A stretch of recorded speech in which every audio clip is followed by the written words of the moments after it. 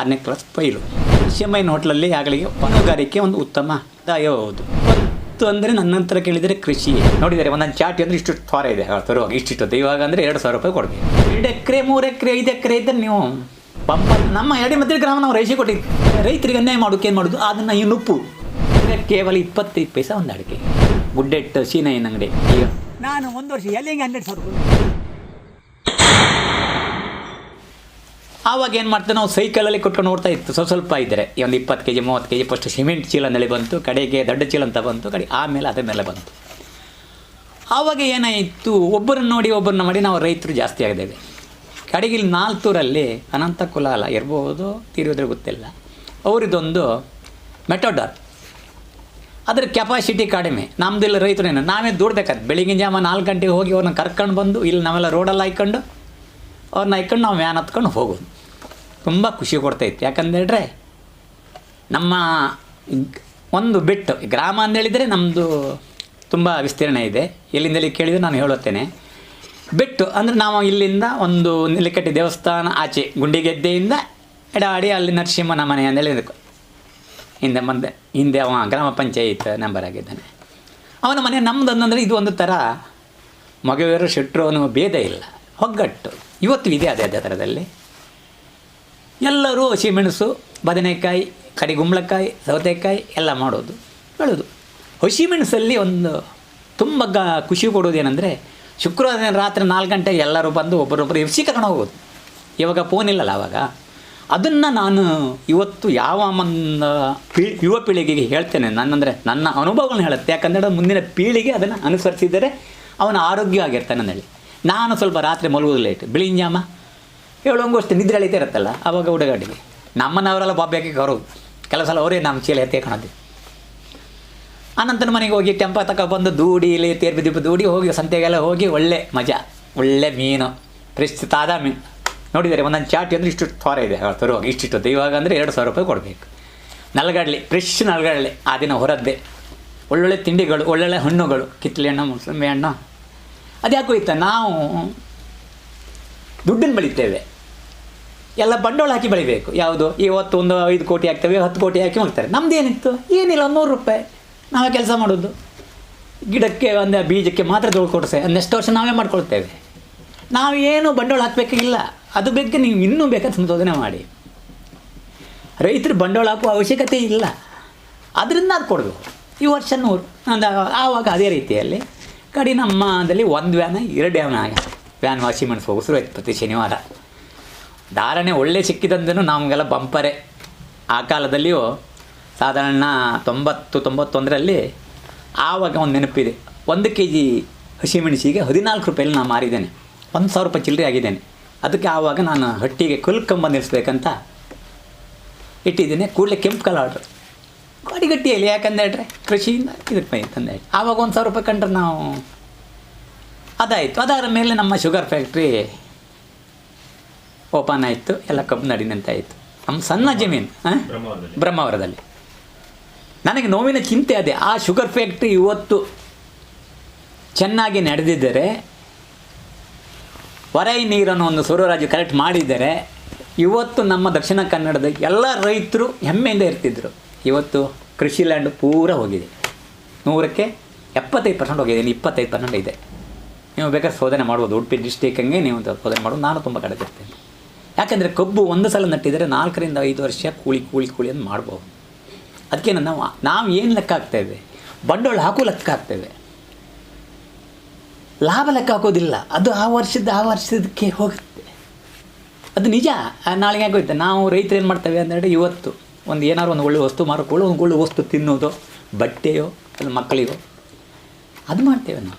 ನಮಗೆ ನಾಳೆ ಮತ್ತಿದ್ದು ಬರುತ್ತಲ್ಲ ಅಂದೇಳಿ. ಕಡೆ ಶುಗರ್ ಫ್ಯಾಕ್ಟ್ರಿ ರೈತರಿಗೆ ದುಡ್ಡು ಇಲ್ಲ, ಲೋನ್ ಮಾಡಿದರೆ ಲೋನ್ ಕೊಟ್ಟೋಗೂ ಇಲ್ಲ, ಕಬ್ಬು ಕಟಾವಾದರೆ ಒಣದೋಯ್ತು. ನಾನು ಆವಾಗ ನಮ್ಮದು ಏನಿಲ್ಲ, ಒಂದು 3 ಲೋಡು 4 ಲೋಡು 5 ಲೋಡ್ ಕಬ್ಬನ್ನು ಬೆಳೀತಿದ್ದೆ. ನಾನು ಹೋಗೋದಿನ ಹಗಲು ಡೀಲಿ ಕೆಲಸ ಮಾಡೋದು. ಸಾಯಂಕಾಲ 9-8 ಗಂಟೆ ಹೊಂದ್ಕೊಂಡು ಶುಗರ್ ಫ್ಯಾಕ್ಟ್ರಿಗೆ ಹೋಗಿ 4 ಗಂಟೆ ಒಳಗೆ ಯಾವುದಾದ್ರು ಒಂದು ಗಾಡಿ ಖಾಲಿ ಅವನು ತಗೊಬಂದು ಬೆಳೆ ಮತ್ತೆ ತುಂಬಿಸಿ ಕೊಡ್ಸಿ. ನನಗೆ ನಾನೇ ಆಗಲಿಲ್ಲ. ಆಮೇಲೆ ನಾನು ಅದನ್ನು ರಾತ್ರಿ ನಿದ್ರೆ ಬಿಟ್ಟು ಶ್ರಮ ಹಾಕಿದ್ದೇನೆ. ಇವತ್ತು ಹಾಗೆ ನನಗೆ ಒಂದು ನೆನಪೇ ಬಂತಂದರೆ ನಿದ್ರೆಯೂ ಸ್ವಲ್ಪ ಕಡಿಮೆ ಬರ್ತದೆ. ಅದು ಸ್ವಲ್ಪ ಈ ಏಜಿಗೆ ಅದಿನ್ನು ಅದ್ರ ಮೇಲೆ ಸ್ವಲ್ಪ ಆರೋಗ್ಯದ ಬಗ್ಗೆ ಎಫೆಕ್ಟ್ ಕೊಡ್ತಾಯಿದೆ. ಅಲ್ಲ 8 ಡಿಸ್ಟಿಕ್ಕಿಗೂ 8 ಡಿಸ್ಟಿಕ್ ಅಲ್ಲ, ಶಿವಮೊಗ್ಗ ಡಿಸ್ಟಿಕ್ಕಿಗೂ ಬರ್ತಿತ್ತು, ಉತ್ತರ ಕನ್ನಡ ಡಿಸ್ಟಿಕ್ಕಿಗೂ ಬರ್ತಿತ್ತು, 4 ಡಿಸ್ಟಿಕ್ಕಿಗೆ ಅಲ್ಪ ಬರ್ತಿತ್ತು. ಯಾಕಂದರೆ ನಮ್ಮ ಕಡಿಮೆ ಆದ ಕಬ್ಬು ಅವರೇ ತಪ್ಪದಲ್ಲ, ಯಾರು ಮಂಡ್ಯದಿಂದ ತರ್ತಿದ್ರು. ಇದು ಶುಗರ್ ಫ್ಯಾಕ್ಟ್ರಿಗೆ ಹೋಯ್ತಾ, ಶುಗರ್ ಫ್ಯಾಕ್ಟ್ರಿ ಬಗ್ಗೆ ಬೇಜವಾಬ್ದಾರಿ ಕೆಲಸವೇ ನಮಗೆ ಅನ್ಯಾಯ ಆದ್ದು. ಎಷ್ಟೊಂದು ಜನಕ್ಕೆ ಕೆಲಸ ಸಿಗ್ತಿತ್ತು ಕಣಿ, ಸಾವಿರಾರು ಜನಕ್ಕೆ ಕೆಲಸ ಸಿಗ್ತಿತ್ತಲ್ಲ. ಅಲ್ಲ ಉದ್ಯೋಗ ಅಂದರೆ ಮತ್ತೇನು, ಈಗ ನಿಮ್ಗೇನಿಗೆ ಹೋಯ್ತು, ನೀವು ಎರಡೂ ಮಾಡ್ಕೊಂತೀರಿ, ಉದ್ಯೋಗ ಮಾಡ್ಕೊಂತೀರಿ, ಇಲ್ಲಿ ಕೃಷಿಯೂ ಮಾಡ್ತೀರಿ. ಯಾಕಂದ್ರೆ ಹೇಳ್ರಿ ಶನಿವಾರ ಆಯ್ತು ರಜೆ ಇರುತ್ತೆ, ನಿಮಗೂ ಆಸಕ್ತಿ ಇರುತ್ತೆ, ನಾನೇನು ಮಾಡಬೇಕು, ಒಳ್ಳೆ ಕೃಷಿ ಮಾಡಬೇಕು. ಯಾಕೆ ಮಾಡಿದ್ದಾರೆ, ಅಲ್ಲಿ ಮಂಜಾತನ ಮಾಡ್ತಾರೆ, ಈಚೆಗೆ ಪ್ರದೀಪಣ್ಣ ಮಾಡ್ತಾರೆ, ನಾನು ಮಾಡ್ತಾರೆ. ನಮಗೂ ಇಲ್ಲೂ ಒಬ್ಬರು ನೋಡೋದಲ್ಲ ರೈತರು. ಕಡೆಗೆ ಏನಾಯಿತು ಅಂತ ಹೇಳಿದ್ರೆ ನಮ್ಮಲ್ಲಿ ಕೆಲಸದವರ ಅಭಾವ, ನಮ್ಮ ಮನೆಯಲ್ಲಿ ಜನಗಳ ಅಭಾವ. ಪೂರ ಇದನ್ನು ರೈತರು ಏನು ಮಾಡ್ಕೊಂಡು ಕೆಲಸ ಜಾರರ ಮೇಲೆ ಡಿಪೆಂಡ್ ಇಪ್ಪಿಗೆ ಆಗ. ಉದಾಹರಣೆ ನಾವು ಇವತ್ತು ಹಂಗೆ ದಿನದಲ್ಲಿ ನನ್ನ ಮಕ್ಕಳು ಬೈತಾರೆ, ತಮ್ಮಿಂದ ಹೇಳ್ತಾರೆ ಎಂತ ಅಣ್ಣ ನೀನು ಅಂತಾನೆ. ಯಾಕಂದರೆ ಅದು ಸಣ್ಣ ಸಣ್ಣ ಘಟನೆಗಳಿದೆ, ನಾನು ಹೇಳ್ತೇನೆ. ಮತ್ತು ಆ ಥರದಲ್ಲಿ ನನಗಾಗಲ್ಲ, ಕೃಷಿಯೇ ನನಗೆ ಶುರುವಾಗ. ಯಾರು ಹೇಳೋದು ಇವತ್ತೊಂದು 2 ಲಕ್ಷ FD ಇಡೀನಿ ಅಂತ ಹೇಳೋದು. ನೀವು FD ದುಡ್ಡು ನನ್ನ ಹತ್ರ ಕೂಡಿ ನಾನು ಅದು ಮಾಡಿ ತೋರಿಸ್ತೇನೆ ಅಂದೇಳಿ ಹಂಗೆ ಅಂತಾರೆ. ಅವಾಗಲ್ಲ ಹಂಗಿಗೋಸ್ಕರ 1 ಗೆದ್ದೆ ನಮಗೆ 1 ಗೆದ್ದೆ ಅವ್ರಿಗೆ. ಇವತ್ತೇನಿಲ್ಲ, ನೀವು 2 ಎಕರೆ 3 ಎಕರೆ 5 ಎಕರೆ ಇದ್ದರೆ ನೀವು ಪಂಪನ್, ನಿಮಗೆ ಒಳ್ಳೆ ಲ್ಯಾಂಡ್ ತಗೊಳ್ಬೇಡಿ. ನೀರಿಲ್ಲ, ಜಾಗವೇ ಇಲ್ಲ. ಕೆಲವು 20 ಫೀಟಿಗೆ ಸಿಗ್ಬೋದು, ಕಡೆ 150 ಫೀಟಿಗೆ ಸಿಗ್ಬೋದು, 300 ಫೀಟಿಗೆ ಸಿಗ್ಬೋದು. ಒಂದು ಸಲ ಬಂದ್ರ ಮೇಲೆ ನಿಮ್ಮೊಂದು 10 ವರ್ಷಕ್ಕೆ ಅದು ಅನ್ಯಾಯ ಆಗೋದಿಲ್ಲ. ಕೃಷಿ ಭೂಮಿ ಶ್ರದ್ಧೆಯಿಂದ ನೀರೇ ಮೂಲ ಸೌಕರ್ಯ, 2ನೇ ನಮ್ಮ ಶ್ರಮ, 3ನೇ ಗೊಬ್ಬರ, ಅದ್ರ ಮೇಲೆ ತಳಿ. ಈಗ ಉದಾಹರಣೆಗೆ ನಾನೇನು ಮಾಡ್ತಾಯಿದ್ದೇನೆ ಅಂದರೆ ನಂದು ಹೇಳೋಣಲ್ಲ, ಒಂದು ಪ್ರಥಮ ಭತ್ತ, 2ನೇ ತೆಂಗಿನ ಸಸಿ ನೆಟ್ಟರು, ತರಕಾರಿ, ಆವಾಗ ಹಣ್ಣು ಮೆಣಸು ಕೊಯ್ತಿದ್ದೀರ, ಕಡೆ ಕಾಯಿ ಮೆಣಸು, ಕಡೆ ಕಬ್ಬು. ಅದು ಅದೇ ರೀತಿಯಾಗಿ ಅದ್ರ ಮೇಲೆ ಏನಾಯಿತು, ಮತ್ತು ಪುನಃ ನಾವು 84 85ರಲ್ಲಿ ಮತ್ತೆ ನಾವು ಬದಲಾವಣೆ ಹೋಯಿತು. ರೇಷ್ಮೆ ಹಾಂ 10 ವರ್ಷ ಏನು ನಮ್ಮ ಎಡೆಮದ್ದಿನ ಗ್ರಾಮ ನಾವು ರೇಷ್ಮೆ ಕೊಟ್ಟಿದ್ದು. ಒಂದು ಯಾರು ನಾಳೆಲ್ಲ ನನಗೆ ಹಿರಿಯರಾಗಿ ನನ್ನ ಮಾರ್ಗದರ್ಶನ ಭಾವನೆಯಲ್ಲಿ ಇಟ್ಕೊಂಡಂಥ ಶಿರಮಠ ನರಸಿಂಹ ಶೆಟ್ಟರು. 2ನೇ ಇಲ್ಲಿ ಮಿಟ್ಕಲ್ ಮಕ್ಕಿ ಪ್ಲಾಟ್ ಮಾರಿದ್ದಾರೆ, ಸುಬ್ರವ್ ಉಡುಪುರ ಅಂದೇಳಿ ಇಲ್ಲಿ ಕ್ಯಾತನಕ್ಕೆ ರಬ್ಬರ್ ತೋಟ ಮಾಡಿದ್ದಾರೆ. ಇವಾಗ ಅವ್ರು ಮಾರಿಗೆ ಹೋದರು. 2ನೇ ಕೃಷ್ಣಪ್ರಭು ಗುಡ್ಡೆಣ್ಣೆಯಲ್ಲಿ ಅವ್ರ ಹತ್ರ ಕೇಳಿ. ನನಗೆ ಆತ್ಮೀಯ ನಮ್ಮ ಕ್ಲಾಸ್ಮೇಟ್ ನಾಲ್ತೂರು ಸದಾಶಿವ ಬರಂದಿಲ್ಲ, ನಾಲ್ತೂರು ಪಟೇಲ್ರ ಮಗ. ಅದ್ರ ಮಜಾ ನೀವು ಕೇಳಬೇಕು, ಮತ್ತು ತುಂಬ ಖುಷಿಯಾಗತ್ತೆ. ಕಡೆಗೆ ಏನು ಮಾಡಿದ್ದಾರೆ, ಹೆಚ್ಚಿನ ರೈತರು ಮಾಡಿದ್ದಾರೆ.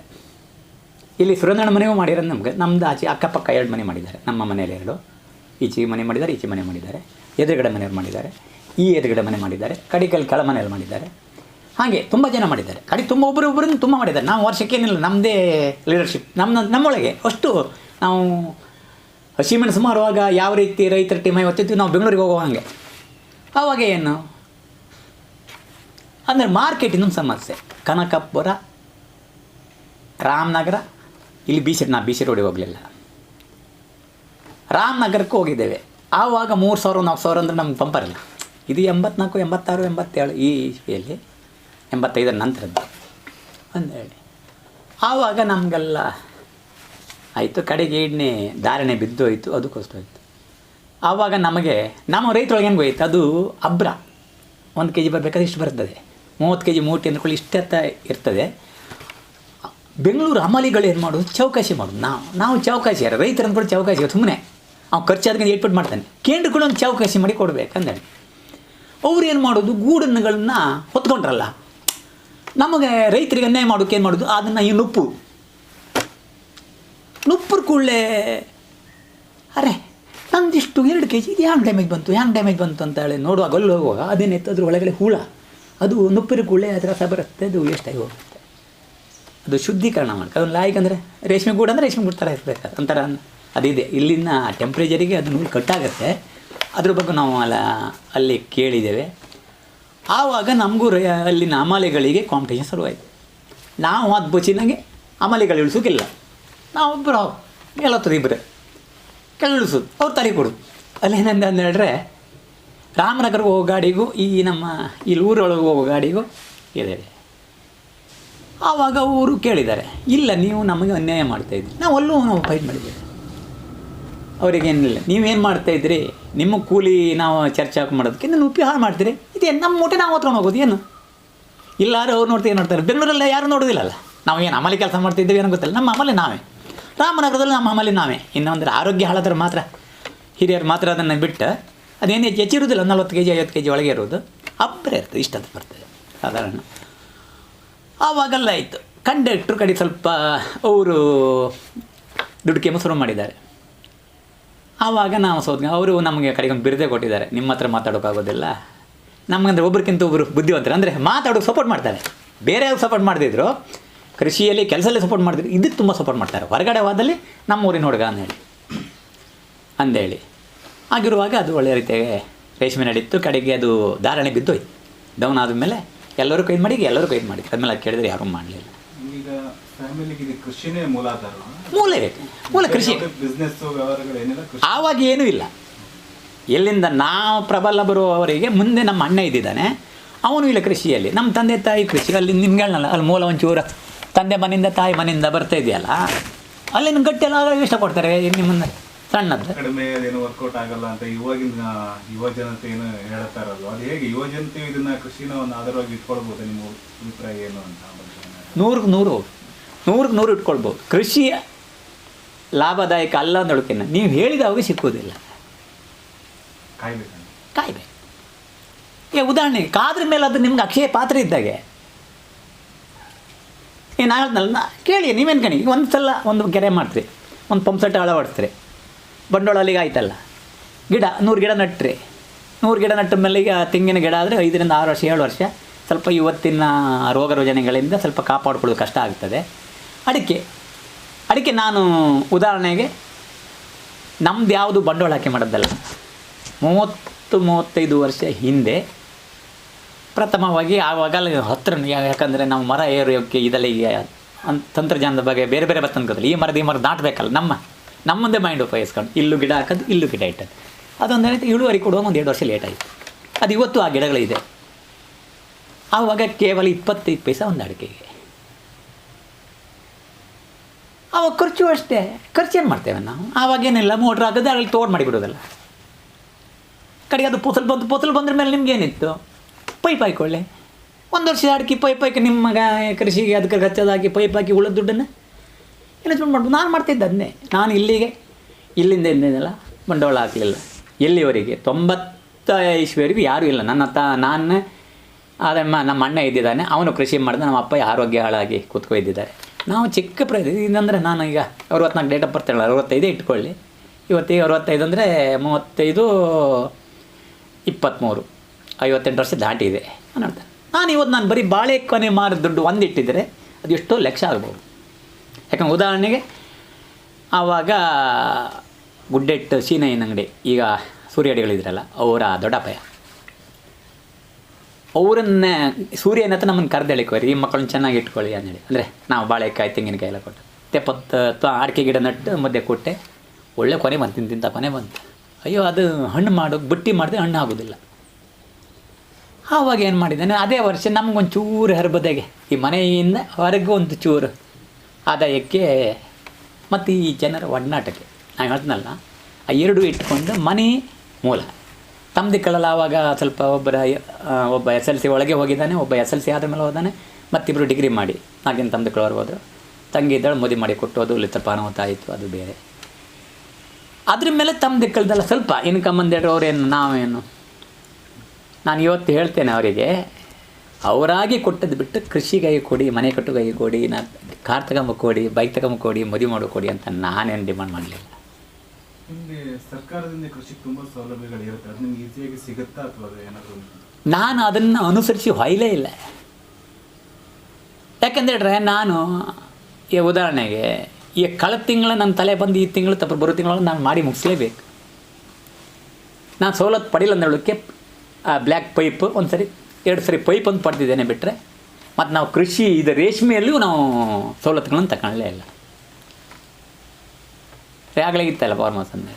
ಅದರಿಂದ ನನಗೆ ಸರ್ಕಾರದಿಂದ ಬೇರೆ ರೀತಿಯಲ್ಲಿ ಸಪೋರ್ಟ್ ಒಳ್ಳೆ ಸಿಕ್ಕಿದ್ದು. ಅಂದರೆ ಇದು ನಾನು ಗಿಡ ಮಾಡಿಯೇ ನಟ್ಟಿದ್ದು, ತಂದಟ್ಟದಲ್ಲ.